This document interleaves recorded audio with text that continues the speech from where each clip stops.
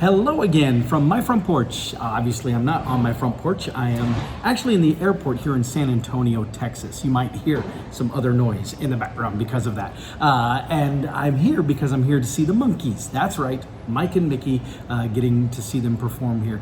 But also, I'm kicking off this one because this is actually the official kickoff of season 6 of this program. Can you believe it? 6 years. Can you believe that? But it's not, well, technically season 6 began a week ago on the calendar. That's when it would have been, but I'd already recorded things to post. And so I just kept those as season 5 and then went on. So this is officially season 6. And I'm announcing a little bit of a change up to the format here. I mean, I like what we do, and I like the little conversations, but the whole idea of this, when I decided to do it officially, was that it was supposed to feel like conversation on the front porch, and a lot of it just is me rambling like I am right now to you on camera. And so this is also announcing a bit of a soft reboot, if you will, that I've decided that all of the episodes now are going to feature me talking with other people. Sometimes I'm talking about what they're doing in themselves, and sometimes it's maybe the two of us talking about the topics of the day, but we're going to still be doing some of that. And so that's going to be the plan. And so since I'm here in San Antonio to talk or to see the Monkees, it seemed appropriate that the very first episode under this soft reboot, where I'm with somebody else, would be one of the Monkees themselves. That's right, Mike Nesmith, the wool hat wearing member of the band from the 60s, is someone I had a chance to visit with. Now, in full disclosure, this was not something where he came to my front porch. This was done online, and it was done as part of an opportunity I had to pay a fee and be able to chat with him online. Now, I will throw this little caveat in as well. There has been some controversy online of people being concerned about Mike's health and about his condition and all of that. Well, the man is in his 70s, upper 70s. He had open heart surgery a couple of years ago. Time takes its toll on all of us. And so I just challenge you to watch this conversation and try to tell me that this man is not still clicking. I mean, he is definitely, in my opinion, clicking on all the cylinders. And so here you go. Here is my conversation with Monkee Mike Nesmith. Says I have to start video. There it is. Look at that. Ta-da. And your little swing in back of you. Yep. My front porch swing. Yep. Front porch. Okay, that's where you are. Yep. I'm in my office. Yeah, I enjoy sitting out there. When it's a nice day. When it's not a nice day, it's not a nice place to be. It's like a bake oven. It's not a nice day a lot of the time. Or is it a great place to live? No, I like it. I've lived here my whole life, but my work, my company, I travel all across the country, so I get a chance to experience all the different environments. But it's always nice to just come back home. Tell me about that. What do you do? I'm actually the head of training for the nation's largest concrete construction company. And it's funny, my business card says my office is in Fort Lauderdale.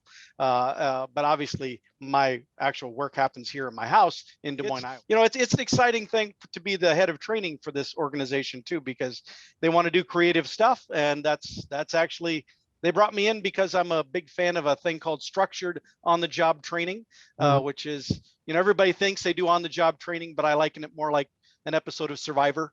You train somebody and then you throw them out in the real world, and if they survive, then they're an employee. But if you harness that, if you direct that on-the-job experience, then you're able to get them to learn things faster, more effectively, and you don't run the risk of spending all that time training somebody and then they leave. Well, yeah, the word for it is pedagogy, but yes, it's a noble trait. And I've often thought that maybe I could do better for myself if I taught other people what I do, but I can't. I don't know how to do it. I'm sort of like you when somebody says, you should. I mean, one of the people that's worked for me the longest time was a young woman who came up to me at a shop that her mother owned. And she, you teach me to play the bass? And I said, well, Jessica, I would if I knew how. I don't know how to play the bass, and Yeah. it's a lost art on me. But I could probably find you some people. Now, if you wanted me to teach you how to play guitar, I could do a Hmm. lousy job of that too. But I'm happy to come and give it a try. And Well, she, and no, no, no, no, no, you're way down selling it. So now I don't want to do it. yeah. Well, and I know I've heard your comments in the past where you've referenced how when the TV show ended and you were going to look to do something else, that you've made the comment something to the effect of, I can't write very well and I can't play very well, so I might as well try that for a living. And so it's it so, sometimes you just never know. Sometimes subject matter experts are lousy teachers, and sometimes people who are teachers don't really know the subject really well, but they're really good at teaching it. So, Yeah, it's a mixed bag. well, it's also all fair as long as you're not in an airplane. Yeah. If you're learning to fly and your instructor's going, now that, what is it? No. Mhm. So Yeah. never mind a minute. Okay, so woo-hoo. Uh, well, Anyway, that's a place where on the job training is sketchy. When flying a plane, performing surgery, things like that. well, when I was in the Air Force, the guys kept showing, and this is an airplane, and this is how you fly it. And I thought, oh, this is weak, boys. I ain't saying nothing because I'm afraid, Yeah. but I'm not gonna, I don't think I can yeah, kind of like this. I mean, Paul, Yeah. if you move that over there, that's a good thing. Hmm. You're got nothing to say. But I got my license, so what the hell? Here we are. There you go. You made it through that system. You were a survivor. Yeah, okay, that's a way to look at it.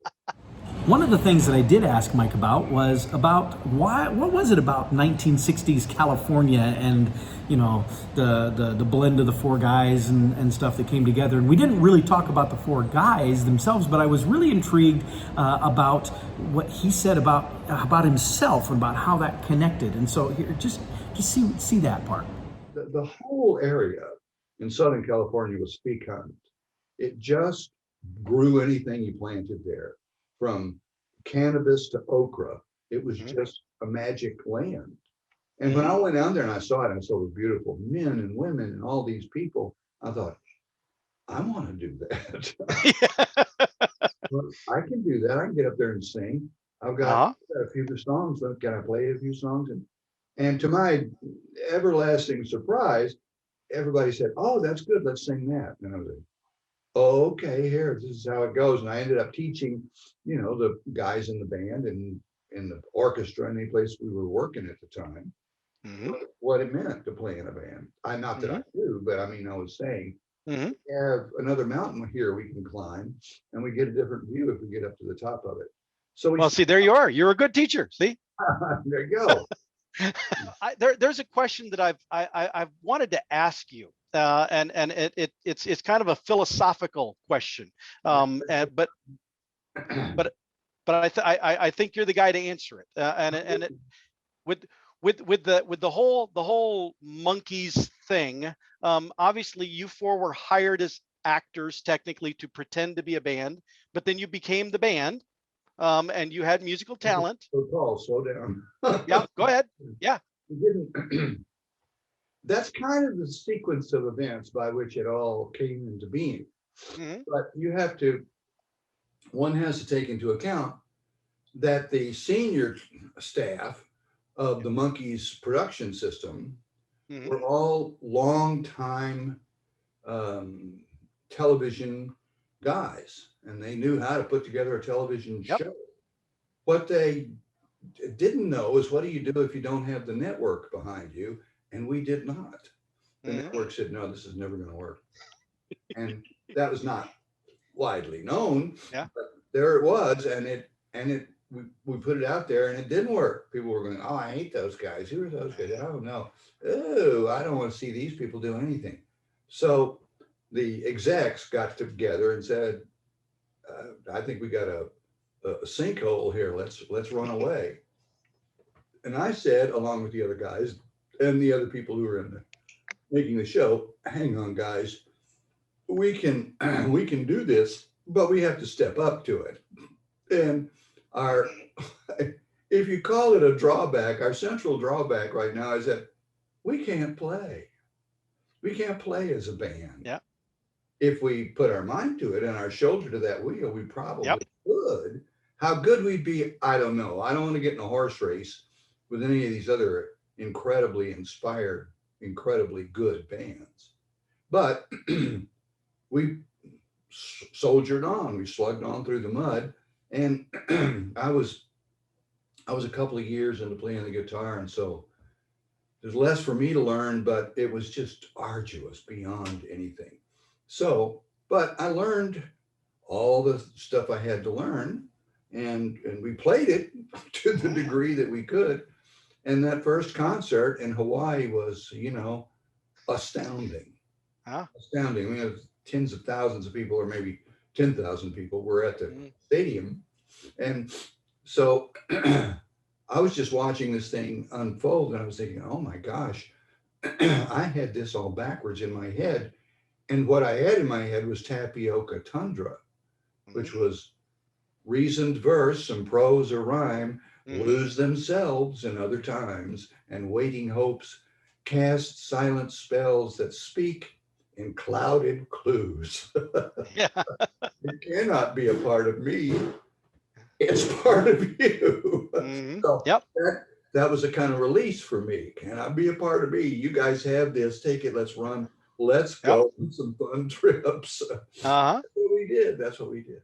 Well, the thing that I've often wondered is, you know, at some point, it's like there was a blurring between the fantasy of the Monkees create, because, you know, TV show, they weren't even thinking about the music. It was an afterthought almost. It was a marketing plug that the music took a life of its own, because you took over as the actual band, creating actual good songs, doing actual things. But I wonder if that blending, what do you think that would have happened as much if the characters you played on the show had not had your actual names?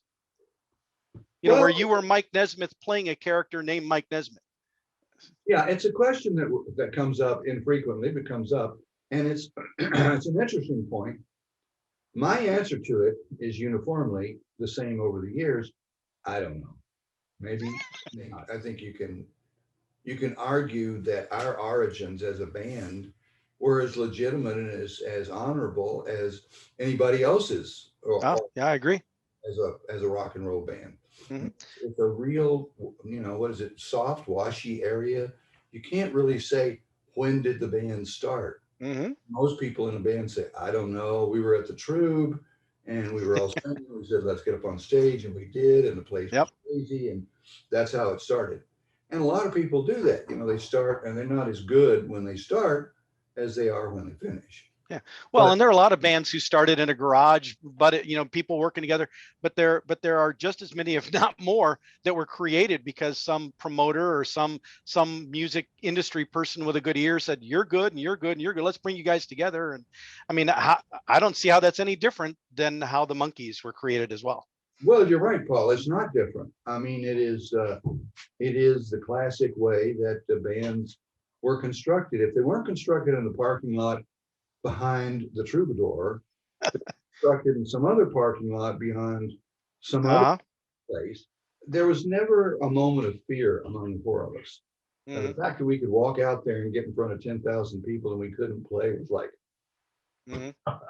which all of my, you know, super 86 times billions high, like Crosby, Stills, and Nash, and those guys, you know, they get up there and you're swept away. Monkees, no, you got to like a Monkees song, and you got to like the Monkees. I mean, it gets a ball of snakes, is what it is, and you have to figure your way through it. But the people that show up, the fans and so show up, they seem to like it. Now, let me ask you a pertinent question, Paul. Yeah. Do you mind if I smoke? No, it's your house. It certainly is, but you know what? This is a turn back to the old 1934 black and white movies where they say, do you mind if I smoke? I think, oh, how bejesusly Yeah. courteous that is. Yeah. And I liked it. And when I went to England, everybody would say, "Smoke?" And I said, "No, I don't smoke." So And now here you are. wait a minute. I smoke. I smoke. Now, of course, Mike Nesmith is a brilliant man. He is an artistic genius. I mean, again, the guy won the very first music video of the year Grammy Award. You know, and he's been a video pioneer his whole life. And the songs he writes, you know, some of them are really out there, a little hard to understand the surreal or the subtle dynamics, but all of them are just musically beautiful, and I just love listening to them. But there were a few times during our conversation that it was fun to see that, you know, this man who is revered by many, rightfully so. This man who's revered by many also is just an average, normal person like the rest of us. Here's one such little example that I found amusing.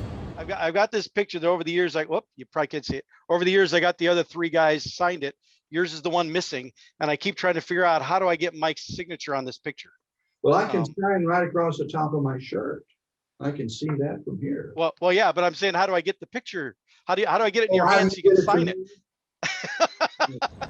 Mike and I also discussed how you know, this 55-year-long journey that has been the Monkees, and now as he looks back on that, you know, what are some of his thoughts? What are some of his feelings? And I really found some of this really poignant and really intriguing as well. So take a look, take a listen to this. It's been I was going to say a rocky ride, but what it's been an uneven ride, and it's been hard to know where the next step is going to land. We just don't know. And now there's only two of us, you know. I mean, yep, that's us. So but what is interesting, because I saw you guys, not last year, obviously, nobody saw you guys last year, but I saw you guys in Minneapolis, you and Mickey, doing the Mike and Mickey show. I thought it was phenomenal. I thought the show that you guys, the two of you did, I mean, and you know, they're on Facebook and whatever, there's always critics about stuff that say, well, it doesn't feel like the Monkees. I don't know what that even means. What does it feel like the Monkees? But all I know is you two were able to convey, I felt, a richer interpretation of a lot of the songs that you did than I've heard in any of the other iterations, the different variations of the Monkees that have been on tour, and I've seen many of them. But the Mike and Mickey show is just really so solid, and part of it also is because you got Coco back there, you've got Christian, you got Cersei, so I mean you're backed up by an impressive group too. But you and Mickey, I mean, you're just really tight. You do that very well together. Yeah. I've already bought tickets to see you actually in this farewell tour. I'm planning to see you in 4 locations, because if this is the last shot, I'm gonna see you. That's great. Well, we'll see you too, Paul. That'll be fun. But again, if this is going to be the last, if this is the capstone on the entity, the experiment known as the Monkees, then I'm not missing out. I'm going to make sure I get my fix, get the full fill. Well, good for you. I felt like when there was the design mind going on, that all I had to do was just show up and sing the songs. But there was a lot more to it than that, as you're pointing out. We had to figure out what songs they were. We had to figure out what we stood for. Were we just another band that the powers at Fifth Avenue had drug out onto the unsuspecting public? Yep. Or were we 4 serious guys who could play, and what we played was acceptable to our crowd? So you don't need much more than that, and a giant distribution system like network television. Yep. Suddenly, you know, your stocking's full. But you and Mickey, just the two of you, and the focus on the music and just presenting that, I felt that was so solid. It was so perfect. It was so beautiful. I mean, it really was a fantastic experience. And like I said, I look forward to getting that experience 4 times this year. So. Well, that's great to hear, Paul. Thank you very much for telling me that. These are great reports back, because, you know, we don't ever get them. Oh yeah. Yeah. Well, it was really good. The album that you guys released as well from the live shows, I thought it captured beautifully. And it's really amazing as well that you and Mickey obviously are not the 20-somethings that were on the TV show in the 60s, and yet, but yet musically, you both still carry such power and such expression. It's another question I'm sure you get bombarded with millions of times, but the way that you're able to take these songs that you have done countless times, immeasurable number of times, and still share it with the audience you're sharing it with on that night with such a freshness and a richness and a passion in that. I mean, that says tremendous things about your artistry as well, and your voices and your ability to convey that hasn't diminished. If anything, it's gotten better with each and every time. So. Well, that's great to hear from you. I wonder if we can improve on the catalog at all. And I'm constantly writing, thinking, well, maybe this song will work in for the Monkees, but we don't really have an active recording career anymore. Now, Mike recently released a new album of music himself. Well, it's not new music, it's a new album. It's some of that lost music that was found in the RCA vaults, from when he was recording with them. But it's great to listen to. It's really good stuff. But he had some of his most flattering things to say, the most complimentary things to say about his fellow remaining Monkee, Mickey Dolenz, who has recently released an album of new songs, of fresh recorded material that is actually Mickey Dolenz sings Mike Nesmith. It's Mickey singing Mike's songs, and this was our conversation about that. He's got some really creative interpretations of those songs, some great playing homage to what you brought to the table too. Yeah. Well, Mickey and I have always shared a love of each other's talent, and I like the way he sings, and we talked about this for literally years. Mick, why don't you sing an album of my songs? And he said, well, I don't know what to pick. And I said, well, let my son and my girlfriend and gather around you, because they all know, and they'll say, sing this, sing this, sing this. What's right for you. And so that's what they did, and that's what that album is. And so it just runs over all the bumps in the road. It's just, no, this way, right? Yep. Don't worry about where you get the hot dog. That'll show up, but don't miss the music. Yeah. Okay, now look, I'm going to send this to you. This is. I'm excited to hear this too. Okay, I'm going to make For Paul, like right here. For Paul. Yep. Okay. And if you can, I'd like you to write on there, keep chasing the grand ennui. I will. I'm going to write it.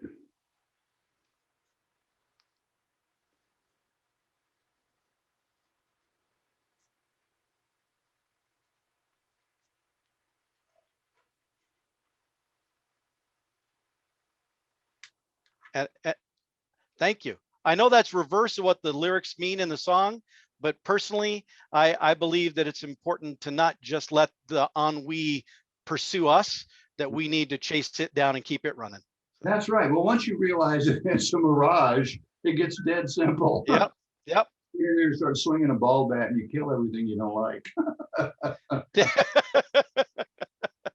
But Anyway, thank you. I'll be excited to get that. All right. Well, it's on its way to you, my friend. All right. And thank you for coming by and visiting for Hey, thanks for spending the time. You're a good guy. Enjoy the Des Moines winters.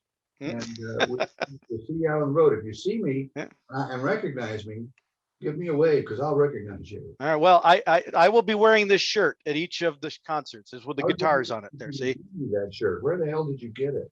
I bought it at a store in a mall. I thought this is a great shirt for wearing to live concert events. So. Yeah, it is. Yep. Very good. Well, I'm off. I have to run now. I'm now behind. All right. Talk to you later. It's a pleasure to meet you, Paul. Stick with it, pal. Thank you. Big rewards ahead. You have a great day, and good luck with all the rest of the conversations, and good luck with this new album too. I'm sure it's fantastic. Thank you. I can't wait to hear what you think of it. All right. Take care. Bye-bye. And that was my conversation with Mike Nesmith. I hope to have another one at some point in the future, because it really was a really good conversation. We shared a lot of good information back and forth, and I didn't even include everything that we talked about. This actually is the edited version, believe it or not. But it was a really great conversation, and it was a really great kickoff to this new soft reboot of the Front Porch, in which I will be talking with individuals, and I can't wait for you to meet some of my other friends and some of the other people, and spotlight some other businesses and all of that kind of stuff as we delve into this new season. Thank you for being here for the journey, and with that, I'll see y'all next time from my front porch.